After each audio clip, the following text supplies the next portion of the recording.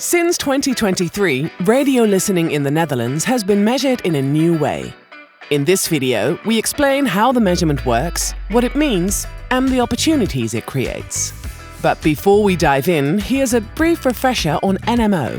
What exactly has changed?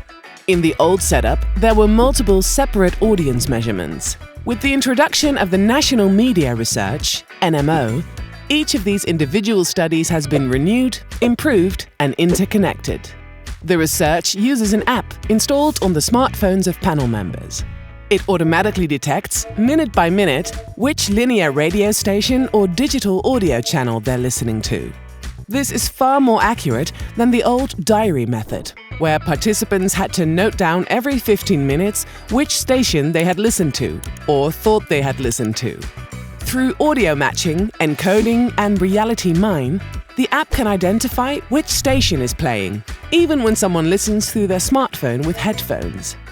It detects audio and matches it with a database of stations and channels, essentially working like a Shazam for the audio market, running 24/7. The app automatically recognizes through which distribution channel the listener consumes audio. Thanks to this innovative and precise audio research, every stakeholder receives the previous week's listening figures every Wednesday.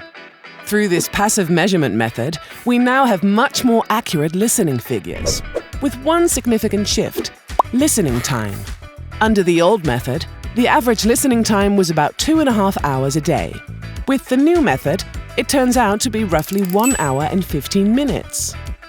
So, are people really spending less time listening to the radio? No.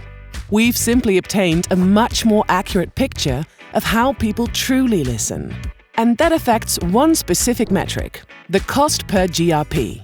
In practical terms, if your radio campaign budget stays the same, you'll still receive the same number of spots and achieve the same campaign effect. The only thing that changes is the number of GRPs, and therefore the cost per GRP. Just like the introduction of the euro back in 2002, the unit changes, but the value stays the same. The campaign still generates the same effect. It's just measured differently. This is a significant change. For this reason, the rollout of the new research was coordinated jointly by advertisers, media agencies, and broadcasters. To ensure a fair and transparent transition between the old and new GRPs, a temporary transition index was introduced. But the biggest advantages apply to the audio industry as a whole. Weekly audio research data provides new insights and opportunities for all stakeholders. Radio stations gain insight into themed weekly events, such as a Top 1000. Media agencies can adjust longer-running campaigns and make more impact. And advertisers gain a more accurate insight into their audio campaigns.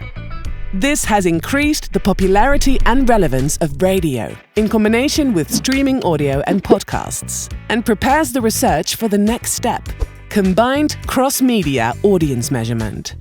The result? An audio advertising market delivering record revenues for 3 consecutive years, making it more popular than ever.